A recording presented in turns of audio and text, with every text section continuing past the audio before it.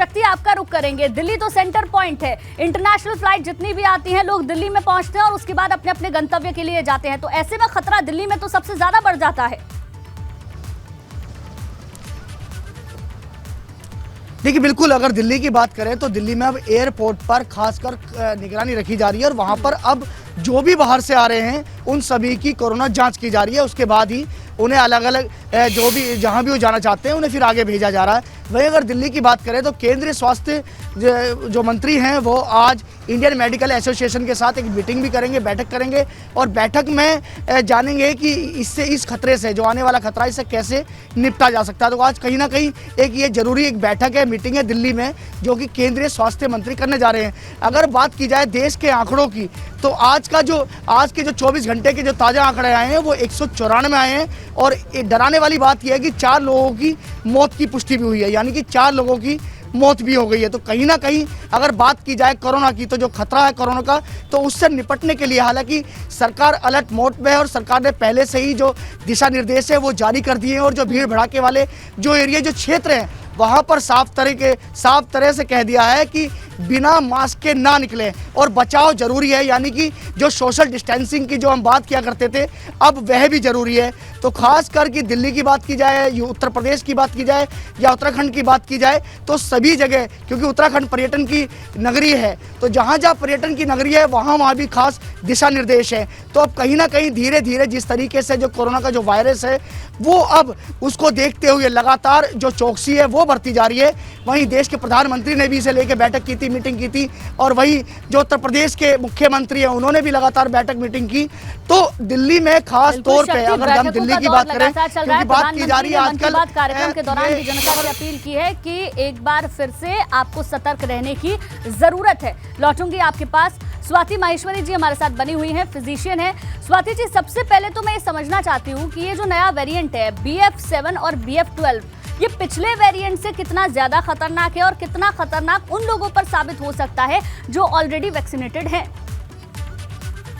बिल्कुल, देखिए ये देखा गया है कि जो ओमिक्रॉन का BF.7 वेरिएंट है, इसमें एक खास तरह का स्पाइक प्रोटीन पे म्यूटेशन है जिसे हम R346T बोलते हैं, जिसकी वजह से वायरस ज्यादा तेजी से फैलता है। ओमिक्रॉन का ही वेरिएंट है ये, और ओमिक्रॉन के साथ एक अच्छी बात ये देखी गई कि ये सीधे लंग्स में जाकर के इन्फेक्ट नहीं करता जैसा कि हमने डेल्टा के साथ देखा था, बल्कि ओमिक्रॉन हमारे ऊपर अपर रेस्पिरेटरी ट्रैक्ट में ज्यादा रहता है, जिसकी वजह से लक्षण भी हैं जो आपने देखे हो। ज्यादातर ओमिक्रॉन के जो आते हैं वो गले में खराश, खांसी, जुकाम, सर दर्द, इस तरह के लक्षण ज्यादा आते हैं। इसलिए जो BF.7 है उसके साथ भी ये देखा जा रहा है कि ये हमारे अपर जो रेस्पिरेटरी ट्रैक्ट है उसमें ज्यादातर रहता है, वहीं ज्यादा इन्फेक्शन करता है और इस वजह से ये ट्रांसमिट बहुत तेजी से होता है, क्योंकि जब कोई व्यक्ति इस वेरिएंट से इन्फेक्टेड होता है, वो अगर बात कर रहा है, छींक रहा है, खांस रहा है, या उसके मुंह से जो निकलने वाले छोटे छोटे कण होते हैं उनमें ये वायरस आ जाता है और वहां से दूसरे व्यक्ति को जाता है। तो जो ओमिक्रॉन ओरिजिनल पेरेंट वेरिएंट था,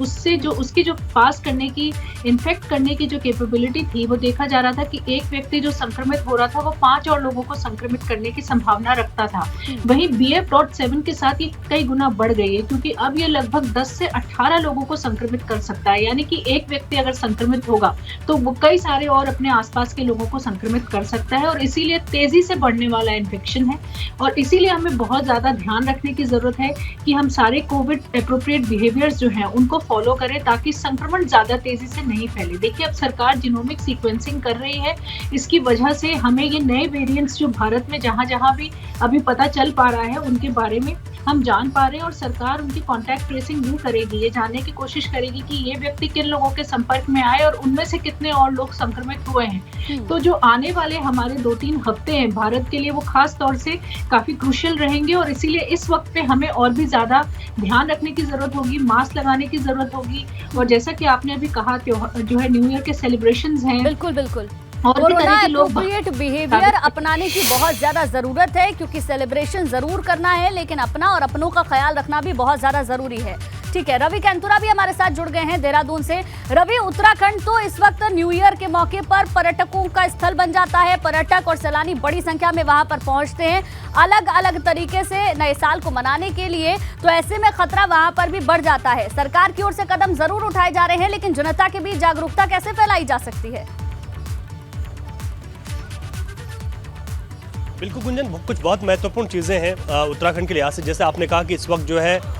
एक तो नया साल है और क्रिसमस के बाद उत्तराखंड के जो खासतौर पर मसूरी, नैनीताल, ये जो हिल स्टेशन है यहाँ पर बहुत ज़्यादा भीड़ बढ़ जाती है। अभी तक उत्तराखंड में अगर बात की जाए तो कोविड की जो स्थिति है वो बिल्कुल सामान्य है, लेकिन 1 से 2 केस हम देख रहे हैं कि प्रतिदिन अभी भी उत्तराखंड में देखने को मिल रहे हैं। हालांकि स्थितियाँ बिल्कुल तरीके से सामान्य है, लेकिन जिस तरीके से नए वेरिएंट की बात हुई है उसको देखते हुए यहाँ पर जो भी पॉजिटिव केसेस आ रहे हैं उनके जीनोम सीक्वेंसिंग के लिए स्वास्थ्य विभाग उनके सैंपल जो है लैब में भेज रहा है। ये तो बात है स्वास्थ्य विभाग की, ताकि संक्रमण अगर किसी भी तरीके से कोई नया वेरिएंट अगर यहाँ पर पाया जाता है तो उसको रोका जा सके। लेकिन एक चीज़ है उत्तराखंड में जो अभी देखने को मिली है, अभी हाल ही में मुख्यमंत्री ने एक बैठक ली थी और बैठक में ये कहा था कि जो 2 डोजें हैं कोविड की वो तो तकरीबन सभी लोगों को लगी हैं, लेकिन जिस तरीके से बूस्टर डोज की जो रफ्तार थी वो रुक गई थी। उत्तराखंड में अभी 20 से 25% लोग ही बूस्टर डोज लगा पाए हैं और एक बहुत बड़ा तबका है जो बूस्टर डोज से अभी छूटा हुआ है। लेकिन बड़ी बात यह है कि उत्तराखंड में जहां मुख्यमंत्री इस बात को निर्देश दे चुके, स्वास्थ्य विभाग के पास अभी बूस्टर डोज लगाने के लिए वैक्सीन पर्याप्त मात्रा में नहीं है और यही वजह है कि स्वास्थ्य सचिव ने 3 लाख वैक्सीन की डोज मंगाने के लिए केंद्र को पत्र लिखा है, लगातार बातचीत कर रहे हैं। यानी कि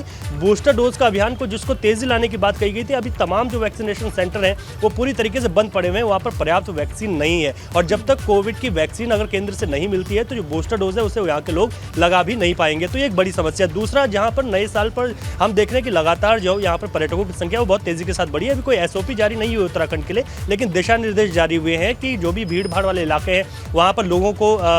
कोविड एप्रोप्रिएट जो व्यवहार है उसका पालन करने के लिए कहें, हो सके तो मास्क पहनाएं, ज़्यादा भीड़ भाड़ वाले इलाकों जो भीड़ भाड़ है वो एकत्रित ना हो, इस तरीके से निर्देश दिए गए हैं। लेकिन अभी फिलहाल कोई अनिवार्य तौर पर कोई SOP जारी नहीं हुई है क्योंकि स्थितियाँ अभी उत्तराखंड की सामान्य है। लेकिन जिस तरीके से नए वेरिएंट है उसको देखते हुए जीनोम सीक्वेंसिंग के लिए पूरी कोशिश है कि जो भी पॉजिटिव केसेस आएंगे उनकी जीनोम सीक्वेंसिंग की जाएगी और जैसे ही डोज मिलती है केंद्र सरकार से वैसे ही बूस्टर डोज का बहुत ज्यादा जरूरत है।